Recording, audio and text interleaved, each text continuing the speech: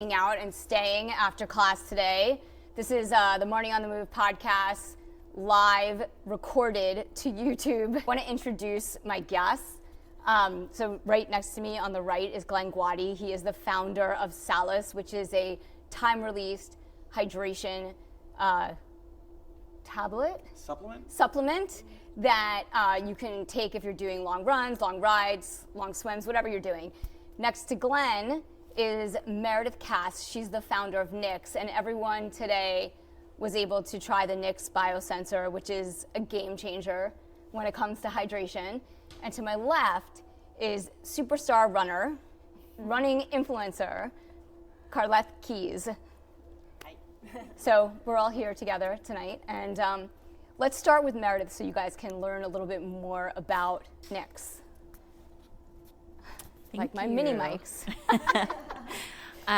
So we kicked off Nix. We launched about last year as a sweat sensor that's going to give athletes, especially endurance athletes, real-time data about their fluid losses, both in terms of the volumes of fluids lost through sweat, but also respiratory losses, and then more importantly, the electrolyte concentration in that sweat. So really supporting that athlete in the moment and then in preparation for their next workout on sort of the when, what, and how much to drink. So what should people think about tonight, like what they learn from their data when they go home and what they could look at? So especially for a tread class like this, where it was more of a high intensity kind of interval type workout, really good data around sort of like a tempo run or, interval or speed work type run of what your fluid and electrolyte needs are going to be for that kind of workout. Could be different for long run day. For anybody that's running on Sunday, for the marathon, could be totally different. And that's kind of the mystery and the beauty of thermoregulation, is it's going to vary based on the weather, based on the intensity of your workout, based on the clothing that you've chosen to wear. So that's why we always obviously recommend measuring instead of guessing. All right, awesome. And Glenn, how can people, tell me a little bit about Salis and how people can use that when they're doing their endurance training and training in general. Sure. Thanks again for having me. It's great to have this conversation with you sitting right next to me, and it's very timely with the New York City Marathon coming up. I'm the founder of a company called Salis, and I'm a long-distance runner and triathlete. And whether you're a novice or one of the fastest runners that's out there, we all sweat when we're moving. And when we sweat, we lose electrolytes. If we don't replace them, it's the reason why we feel weak, tired, dehydrated, nauseous, headaches sometimes. And there are a lot of great solutions that are out there that solve for that problem. However, the flavors, the colors, the sweeteners that are there, if you're an athlete like I am, tend to upset your stomach, especially if you're out there for longer durations. I'm getting a lot of questions this week with the New York City Marathon approaching us about how much Salis should I be taking during a marathon, and I've been struggling to answer that question. I've had a sweat test done, so I know what my loss is and what I should be replacing, but every athlete is different. Men are different than women. Age has a factor. Even you as the athlete, from day to day, your requirements are changing. So being able to give a one-size-fits-all answer has been difficult. It's been a lot of trial and error. I know it works for me. You'll know what works for you the more that you use it, but being able to really dial in what those numbers are is going to be a real big help. So, Carleth, how are you using hydration? And I know you're familiar with the Nix Biosensor, so how have you used it as a runner for all of your marathons that you do? The Nix Biosensor, I actually knew about it was like a year ago exactly. Yeah. So it was, to me, it's a game changer, right? Because it actually tells you not only how much you have lost, but also what supplements are recommended, I think. I don't know if you still have it in the app. Yeah. Yeah, so depending on you're right. I mean, it depends, everybody's completely different, and it also depends on how tall you are, male or female, how, your weight. There's so many factors in everybody, and that's exactly, we talk about, my community is always, my audience always asking me, so how much should I have my equation that works for me. But I don't know how much you sweat. It all depends on, so that's why it's very, it's important that everybody knows exactly what, how much do you lose when you run, especially after an hour, 2 hours, etc. Yeah. How many marathons have you done? I just did my 10th Berlin Marathon. How many times have you done New York City? New York City 4 times. Okay. What about you guys? How many marathons have you done? 9 total, 2 New Yorks. Okay. And I just completed my 10th in Berlin as well last month, so 10 under my belt. Awesome. I've done one. When is the second? And the second is next year in New York City. So who's doing a marathon in the audience? Is anyone training for a marathon? New York, but I do in Pisa in Italy in December. Nice. And I'm very curious about the product to the soul, because when I run and I long distance right now because I'm still cleaning, my hands are starting to feel like a swallow, and I don't know what is it. So I don't know if I need more salt and I need more electrolytes. I don't know what I need. All right. But I wanted to prepare to the marathon. Oh, Louisa in the audience, a listener of the podcast, just asked this question about her hands getting swollen and being just a salty sweater, correct? And like what she needs to take and how she can also benefit from using your product. So talk to me a little bit about that. Well, I certainly can't diagnose exactly why the swelling is happening, but I can say pretty good bet that your electrolytes are probably off. So whatever you're losing and whatever you're replenishing is probably not in balance. And the best way to do that is definitely to measure it. So when you use the sensor, it does give, as Carleth was just saying, it does give you, based on your very specific and personal sweat composition, it's going to let you know what is the best product aligned with your sweat composition that fits exactly that same formulation. So is it Salis? Is it Scratch? Is it Liquid IV? Is it Gatorade, but that you might be grabbing off the water tables? But more importantly, if you do have a product you really love, you can figure out the water to product ratio that's going to match your sweat profile. And I think that's incredibly important because I also get GI issues. And when you have a product that's really working with your body, if you can just titrate up or down the concentration within the water, that's the best way to do it. Yeah, but I don't like salty things, so. Yeah. It doesn't have to be salty. It doesn't have to be salty. It's one of the nice things about Salis, and it's one of the things I struggle with. There are some great products out there, and their value proposition is that they're very high in sodium content, which is very, very important. I struggle with taking those things in. So what Salis is a pill that you swallow before every run. So there's nothing to taste. And because it's working over time and it's a buffered formula, it's going to be gentle on your stomach. And I think people really overlook the importance of how GI issues could affect your race. Not so much the physical part, but the mental part. When you start not feeling great, it affects the way that you're thinking. It affects your level of confidence when you're out there. And the mental game is just as important as the physical game, especially when we start getting to the longer distances. True, because you can, what I do, why I sign for that? I want to stop. I think, also another important factor is weather. And I think, I know that a lot of people today sitting here are not doing the marathon this weekend, but people forget that just because it's 50 degrees out, you're still sweating and you still need to stay hydrated. And I don't know, Meridth, what can you say to that? Like, how do you use the Nix? Like, do you use it in different weather? Do you use it all the time? Yeah. Absolutely, exactly. We just said it has a huge impact. I mean, if we think about why we sweat, it's because we're producing heat, which coming from our muscles, that's where we're producing the heat. And when the core body temperature rises above 98.6, give or take, that's going to trigger sweating. And so if you're doing that, I mean, what's today, 45 degrees here in New York, overcast, perfect day if today were the marathon. But when I ran the Boston Marathon, it was 74 degrees. And for anyone that's ever run Boston, there is no shade on that course. Yeah. So completely different needs. And so the best recommendation, I think, is you just start to do all those runs in those different environments, especially training through the season. If you're training for New York, you're training through the summer. If you're training for Boston, you're training through the winter.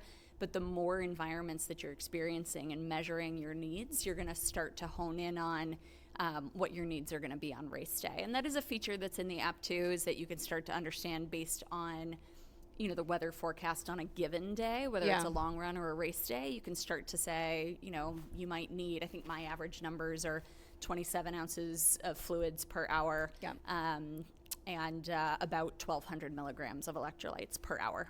And so, Glenn, what do you have off the top of your head, like how much electrolytes are in the Salis tablets and how can people use them in these situations? So one of the things that sets us apart from many other products that are out there, you'll often hear about the sodium content, which is arguably the most important electrolyte, but it's not the only one.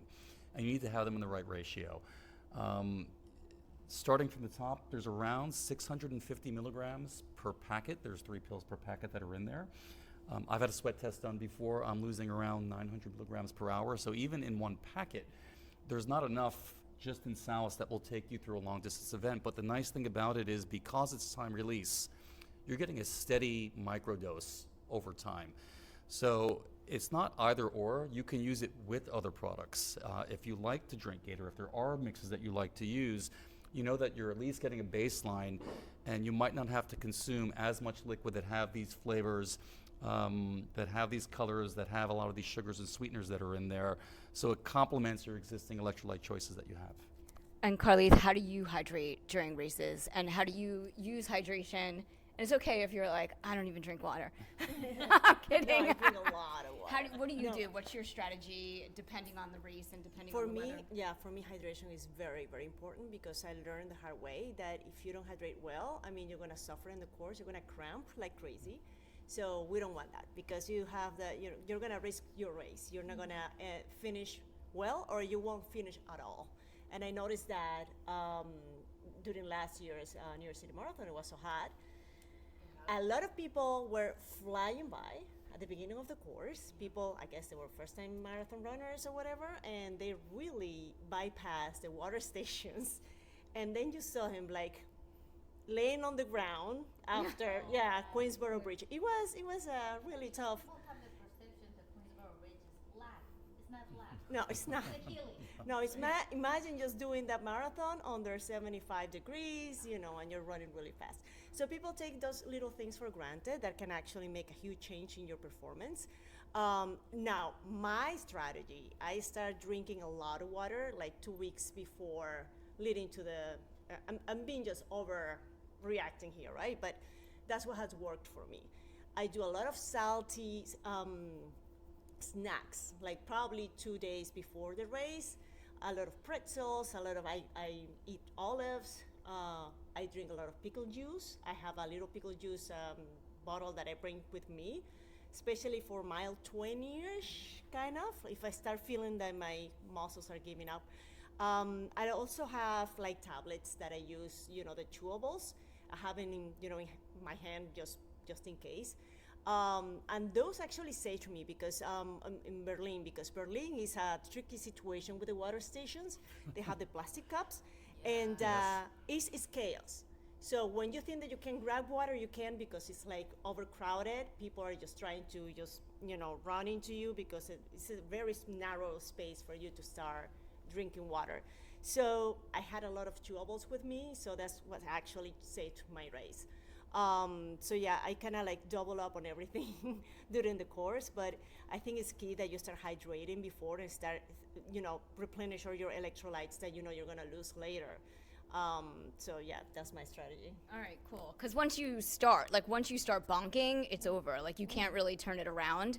I mean, in triathlon, we are trained hardcore to stay hydrated, and like it's actually all I think about on my bike. I don't even think about like how fast I'm going or what my watts are. I'm just like, okay, one bottle down, one more bottle. What's in the bottle? What I'm taking like Salis in the morning before the swim, and then what am I taking as I go? Same thing on the run. So it's definitely ingrained in me, and I don't try anything new on race day ever. So, but it sounds like, the New York City Marathon is like the most organized marathon in terms of, It is, and it's water, never mind. yeah, like I'm doing the Paris Marathon in April, and I saw that there was water like every 5K, which is like, I'm going to be running with a vest. Yeah. I don't know. What would you guys do? But it's interesting you talked about the Berlin Marathon experience. I wasn't prepared for the plastic cups, and aside from just chaos and all the water stations, you couldn't pinch the cups to get water in. So if you were lucky enough or fortunate enough to get a cup, half of it was all over your face, all over your chest. So even being able to get the hydration down was a challenge. So my strategy typically is in a marathon, have the mindset that you're going to try to get a sip at every single stop, knowing that you're going to miss it every once in a while. But if you have that strategy going into it, rather than I'll stop at every second stop or third stop, the likelihood of you being able to recover from something going wrong is much greater for you. If I can add to that too, I think it's so interesting how sport by sport you see different attitudes toward hydration, and what the patterns are. And obviously we're talking a lot about running, but Marni, I'm so glad that you just mentioned about triathlon. I feel like triathletes and cyclists are so well trained on the electrolyte side too, whereas runners, for whatever reason, typically reach for water, which you'd also be shocked how many people don't know. Water has zero electrolytes in it. There's no value in it. There is no nutritional value. It's great for fluids, but you're not going to get electrolytes. Obviously you're not going to get any carbs or anything else like that in there. And so absorption of pure water is actually lower in the gut than if it had electrolytes and or a little bit of carbohydrate in it. But it's also, I think everybody else up here is a little bit speedier than I am. I'm a back of the pack athlete. Back of the pack, everyone knows it. I am a middle to back of the pack. I am like a 4.5-hour marathoner. So people in my demographic, especially females, for whatever reason, we are at greater risk for hyponatremia, or what's sometimes called overhydration, where if you're losing all your electrolytes in your sweat, but only replenishing with water, that can be really dangerous. And I actually did get hyponatremic at the Boston Marathon, the one I was just talking about. It can be really dangerous. So it's so important to be thinking about the electrolyte needs and how to get those back in your system. Yeah, I agree. I think, also like when it comes to being dialed into your numbers, I think that's really important. And that's kind of one of the reasons why I wanted to put this panel together for, listeners of the podcast and friends and people that come here, because I think when you're dialed into your hydration and you know what, how much electrolytes you're losing and what your sweat loss is, then you can take products and get ahead of it. I think, I know that, we've all done at least one marathon. No, but any endurance event, I don't know. I think, have you started looking at that lately in your training as well? Or have you been doing that for a long time? Like being really dialed into your numbers? Oh, no, I had to actually learn the hard way. I used to, like you said, I used to bunk at mile 20. And I couldn't understand why. And then somebody just pointed that out. It's like, how is your hydration? How do you replenish your electrolytes? And that's when I started to see like a change in my training and my performance, and the other marathons after that. So yeah, that's ever since now I have it all nailed down, I guess. Yeah. How about your recovery? Do you see an improvement now with your recovery too? Is it smoother? Yes. Yeah. And also, it's crazy, but even when you finish like a marathon, you feel. Do you get that too? You get like cravings for salty stuff after finishing, Starving. Throughout the week after running an event like that, you start getting all these crazy cravings for things that your body is asking for, and then you realize, yes, I mean you have lost a huge amount of electrolytes and many other stuff that you need to take charge of that and start recovering properly. Yeah, there's also that's an interesting point, because there's electrolytes in recovery too. Like that's part of it. It's interesting because we're talking a lot about marathon running and we're talking about competition. What I've learned in my journey since launching this product is I believe there's actually more benefit using electrolyte supplementation in your training than on race day. And the hypothesis that I'm working from is, even if you're going out for an easy 5K run, you're still sweating, right? And if you're not replacing those electrolytes that you lose when you sweat, it might not have as much of an impact for a longer duration run. But the cumulative effect, day after day, week after week, is impacting how it is that you feel. So I find that supplementing with electrolytes is actually more beneficial in my training, because it's allowing me to feel better day to day, to show up, to do the work that I need to do to be ready for race day. So whether we're talking about a shorter run or longer endurance runs, anytime that you sweat, you're losing electrolytes. If you don't replace them, all those side effects are what's going to happen. So it's really not designed for the longest runners or the fastest runners. Anything that makes you sweat, you're going to benefit from getting them replaced. Awesome. I'm going to open it up to you guys. Do you have any questions? Does anyone have any questions? The misconception that you don't have to do electrolytes is only to the race day.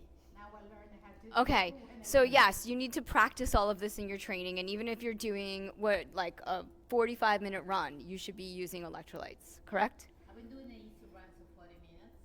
Yeah. Training, and as I say, my hands are starting to get a little bit heavier, so I feel that they're swallowed. I guess something is missing in there. Yeah. Anyone else? No. Emmy? I mean, I see this a lot too with like the work that I do, but it seems like across the board, people are not getting enough, you know? Have you ever seen a case, like, is there any risk in potentially consuming like too much? Have y'all seen that happen? Not water, but like specifically like water and electrolytes? It's a great question, and I'm still trying to figure out the answer, and you might have some more insights on that as well. Using myself as a base case right here, going back to that number around 900 milligrams of sodium per hour, if I'm using just my own product and continuing to consume other liquids, and you're running for a longer duration, I think it would be incredibly difficult for me to take on too much. I'm sure that there are extreme cases, but I don't think there's a huge risk of consuming too much. Your thirst is going to dictate a lot of what it is that you're taking in, but that's a personal opinion. I don't know if you have any data to support that, though. Yeah, and it is really actually different on the fluid side versus the electrolyte side. So like in the scientific literature, it's really clear what happens when you under-replenish fluids and you have a deficit. You, without question, if you get to like a 2% dehydration level, which is defined as 2% of your body mass lost in water, you'd be shocked how quickly that happens, like 45 to 60 minutes for some heavier sweaters. So it happens really fast. And if that happens, the performance impairment we're talking about is like 20% to 25%. So in theory, that means you're running 20 to 25% slower than if you were well hydrated. So the literature is really clear on that. Overhydration with respect to drinking too much water but not replenishing the electrolytes is more rare than dehydration, but far more serious. And deaths occur at marathons all the time. Again, it's rare, so like don't panic, but make sure you're replacing the electrolytes. Last thing I'll say, I'm going on a little long, is on the electrolyte side, the scientific literature is less clear about what exactly is happening when there's an electrolyte deficit. We know it affects the muscles, we know it affects the absorption of fluids and things like that, but there's almost no literature on can you overconsume electrolytes and what happens there. So for that reason, I would say erring on the side of overconsuming the electrolytes is probably the way to go. And the very last thing I'll say is we have done we have about 10,000 data observations now since we've launched the product. Almost universally, people are under-consuming electrolytes, which is okay. It's, it's not it depends on the amount of that deficit, but on average, the hydration formulations that we're all consuming are also lower than the composition of our sweat. So ounce for ounce, if you're replacing your sweat with whatever brand, chances are you're actually still not replacing all your electrolytes. Like it's pretty hard, like during performance to actually, I think this actually might be a little bit of like the buffer zone. Like during performance, you can't actually absorb, like you're limited on how much your body can absorb while you're racing. So like you could probably put a ton in and then you're just like not gonna absorb it. Or you're less, like you're probably not in danger of over consuming electrolytes. Okay. Your body is limited on how much you can Okay. Yeah. consume. Yeah, I think that's exactly right. I don't know if you want to speak to the electrolyte So side. what I was going to say, and it's one of the things that I engineered into the product, into Salis. If you take a look at some of these high electrolyte drinks and solutions that are out there, I think you're right. There's a limit to the rate of absorption at one time. It's part of the reason why we built the time release technology into this. So you're actually getting the electrolytes microdosed over time, rather than getting 1,000 milligrams of sodium in one shot. And the reality is that as you're sweating, you're probably losing as quickly as you're taking it in. So I think that being able to space things out over time, whether it's smaller sips in a beverage or a pill that's controlling it for you, is probably a better way to go. So, Drinking your pickle juice of the week. Yes. yeah, no, I was going to ask you, what did you do when you were in Berlin or at other races that you've, like, do you ever feel like you're not absorbing the stuff that you're taking in, or how do you feel? It depends on the race and the temperature. Like I've run Boston 3 times, and I feel, from all the other races, I feel like I suffer that one the most. Not only because of the hills, it just hits different. So I have my game on hydration and nutrition has to be on. So it has to be flawless. Otherwise, I'm not gonna finish that race. So Well, I'm sorry. What was that question? No, just like what we were talking about. Like, do you ever feel like you can't, like you're not absorbing everything that you're taking in? Right? Yeah. Well, that's what I mentioned. Boston. Sometimes I feel like I'm losing my calculations. enough. Yeah. Like Yeah. sometimes I have to even bring so much more than I usually take on a regular race. But yeah, it just depends on the race and the time of day. Usually Boston is very late. Like I start like at almost 10:30 or 11. So sun's hit about that time. So it all depends on, and I know that because I've done 10 marathons and I know exactly, okay, so here I'm gonna suffer more than this one and that's when you have to double up on everything that you can take with you. Hydration. I don't know. They don't allow hydration vests there, but Oh, really? they don't know. Each race is different. They do on Berlin, which is amazing. Next year, if I ever run it again, I'm gonna try. Berlin and plastic cups, they usually use plastic cups. They recycle things. Berlin, you can actually drop off your own water bottle. Yes. Yes. I saw that, and I thought, It's like amazing. yeah, and so it wasn't as chaotic as I thought it will be. It will be if It wasn't as crazy as I thought. No, and I was like, you know what? Probably I will try that next time. It was So- much more kind of going through the traditional water Yeah. stations, and if I'm not mistaken, they're recycling those cups. So they're picking up the cups after they're thrown on the floor, cleaning them out, and reusing those cups again. So it's a sustainability play. But the other thing that was happening in Berlin, I don't know if you ran into this. When you're done with a cup, you're throwing it on the floor, and you would step on one of these cups and start Yeah. sliding all over the place, or Yeah. a cup would break. So again, it's taking you out of the mental game Yeah. when you need to be focusing and having that concentration. Yeah, so that's why this is the first race I actually stopped, like completely fully stopped, and drink the whole cup of water. And because otherwise, if I start like trying to run with it and trying to step over the cups, it was like you said, it just completely changed your whole game, and it changed for me, and it threw you off. Running Sunday? What is that? Running Sunday? Oh no! This is my first New York that I'm running. I'm not running, consecutively. I mean, I do New York City. I don't want to do New York City anymore. it's my favorite race. Is it? Yeah. Yeah, it is. It's my What do you favorite, love about too. New York? It's your favorite race too? I've run all the world majors, and New York is my favorite. London Yeah. was my best, but New York was still my favorite. Yeah. Does anyone do half marathons or short? I do half. Yeah. I signed myself to New York City half, so let's see if I get selected. What about you? How many halves have you done? I've done one. I'm running Boston next weekend. Oh, cool. Oh, Fun. nice. All That's a right. great half. Does anybody have other questions? I have a question. for Yes. Meredith. I can't even see you. I'm like blinded. Yeah, I yeah, saw I'm yeah. blinded by the light. Like Do seriously. you have any data or personal experience as to when the Nix tells you to drink water, how much does it tune in with your natural thirst? That is such a good question. We very much designed the sensor to actually not tie into your thirst at all. And the reason behind that is there have been a lot of studies, a lot of them actually driven by the US Army, that has a environmental research arm that shows that your sense of thirst will actually only prompt you to replenish about 50% of the fluids that you've lost. So we very much designed the sensor to just read what's actually coming off the body and prompt those levels of replenishment rather than relying on thirst. No, not the product is tying into the thirst, but like the thirst itself, how much water you want to drink because you're thirsty. Does it match with the app?